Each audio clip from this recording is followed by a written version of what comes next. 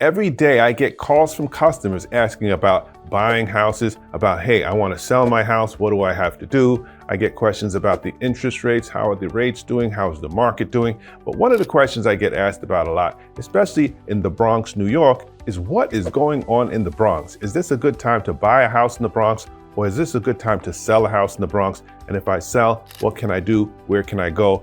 So today I want to talk to you about living in the Bronx. So if you're thinking about moving to the Bronx and buying a house or renting an apartment, this is going to be a great video for you. So let's get into it. But first, my name is Marc Giles. I help tons of people buy homes, sell homes, and I've been doing this over 20 years. I'm really good at it. And so I decided to bring you some great information every week. I'm bringing you a new video right here on YouTube. So I want you to subscribe. I want you to like the video. I want you to share the video with your friends. And one important thing, if you could make a comment below, I would really like to hear what you have to say. So the Bronx is one of the most unique places that you will find, especially in New York City. It's known for its historical landmarks, its rich culture, and you know what else? Affordable housing. So in this video, we're going to break down some of the pros and the cons of living in the Bronx, New York. Why? Because you might want to determine whether the Bronx is the right place for you. So let's get into it. So we're going to start at number 5 and we're going to work our way back to number 1.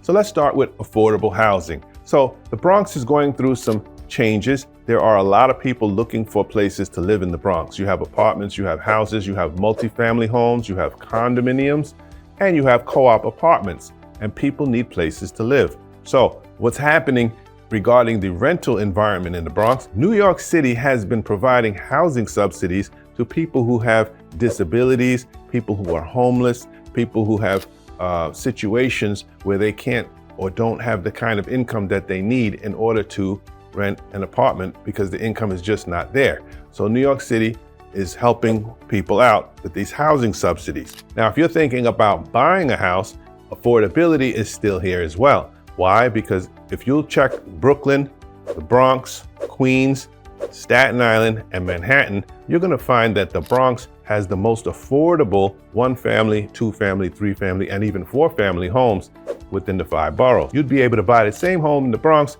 for a price that will be a lot less than you would pay in Queens or Brooklyn. But the con is that being that more people are flocking to the Bronx looking for more affordability, there's less inventory. So the amount of homes for sale in the Bronx has dwindled. So what we're finding is when you find a house in the Bronx that's priced right, it's priced well, there's going to be a lot of competition for that house. So you're going to see 2, 3, 4, 5 offers on that same house. So that would be the con. Now, another pro about buying a house in the Bronx is the taxes. You're going to find that the property taxes in the Bronx are usually about half of what you will find for that similar house anywhere in Westchester County or in Long Island. So if you're buying a house in the Bronx, the monthly payment will be a lot less because the property taxes are less as well. Now that's a pro, right? So that would enable you to buy a house and have lower payments in the Bronx than if you bought that house in Westchester or Long Island or even New Jersey. So affordability is something that you will find in the Bronx, and that's a pro. Okay, let's go on to number 4. Let's talk about the crime rate in the Bronx. Now, crime is a very important factor when you're thinking about moving to a new territory, right? But as we talked about in a couple of our other videos, that you will find that the crime rate in a lot of these smaller cities throughout the US is astronomical compared to what you'll find in Westchester and the Bronx. So while it's all relative, we do have to compare and contrast. When you're thinking about buying a house in the Bronx or buying a co-op or a condominium, and you want to know what the crime looks like in that neighborhood, you have to do your own research, right? So what we'll find in the Bronx with all of these different neighborhoods and all of these different characteristics of different neighborhoods, some neighborhoods are going to have some more crime than you'll find in other neighborhoods. You have Riverdale on the west side, you have the Northeast Bronx, you have the South Bronx, you have the Throgs Neck section, you have Pelham Bay. So every neighborhood has its own unique attributes, and you'll have to do your research to find out what would constitute a safe neighborhood for you. In addition, you're going to see in most neighborhoods in the Bronx that most of the houses are pretty secure. You'll see bars on the windows, you'll see gated doors, and you'll have alarms. So when you're buying a house, you definitely want to make sure that you're doing all of the things that are necessary to make your house safe and secure for you and your family. Now, if you go through the Bronx, you'll find there's video cameras everywhere you go. So you definitely want to make sure that you do that, and that's a pro, because you can do that. The con is, yes, there are unscrupulous people that will take advantage if they see opportunities to do so, but your job is to lower the possibility of that occurring. So let's move on to number 3. But before we go on to number 3, I just want to remind you, we're going to have a bonus tip at the end of this video that you will not want to miss. This is going to be gold for you to understand and learn. Okay, moving on to number 3. Let's talk about the great history and culture in the Bronx, New York. That's right. If you're coming to the Bronx, you're going to find that there are people from all over the world living in the Bronx. We have every culture, every nationality, and we all mix together and live there as one, right? So now, some of the other things that you're going to find is we have the Yankee Stadium, right? Yankee Stadium was built in 1923. So you have greats like Lou Gehrig and Babe Ruth who played at the Yankee Stadium. Not only that, but the Yankee Stadium was recently redesigned. It was all built all over, and it is beautiful. In fact, what they did is they knocked the old one down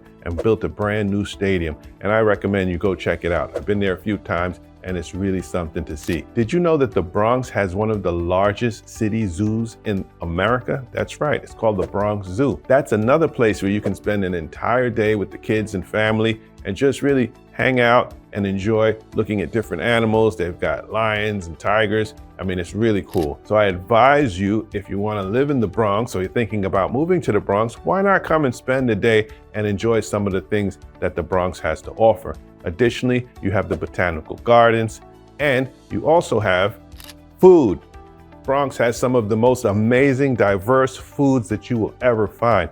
They've got restaurants from different parts of Africa. They've got restaurants from different parts of India, different parts of Asia, Europe. I mean, all the kind of food that you would ever imagine eating is all there. So that's the pro. The great food, the things that you can do in the Bronx. If I had to come up with a con about the rich culture and history, it's so, for example, the food, there's so many neighborhoods, so many restaurants, so many places to go to that you can't do it all in one day. The Bronx has 1.5 million people living in it, and it's over 50 neighborhoods, and there's no way that you can cover all of that in a day. So if I had to come up with a con, that would be it. Okay, so let's talk about job opportunities in the Bronx. This is number 2. Okay, regarding job opportunities, most people work in the Bronx are usually working in some form of healthcare, education, or food services, right? So in the Hunts Point section of the Bronx, they have this huge food industry where the food is brought in to the Bronx by ships.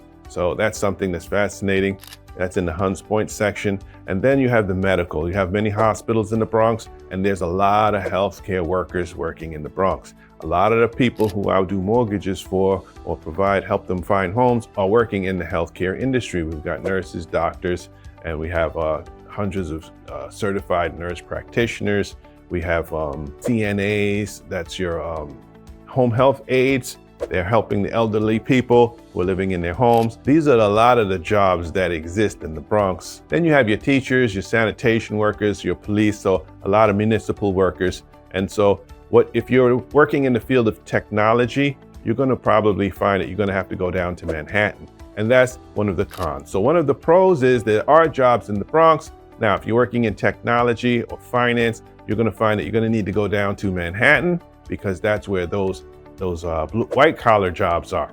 All right. So if you're into finance, things like that, a lot of people who live in the Bronx who are seeking employment will go down to Manhattan.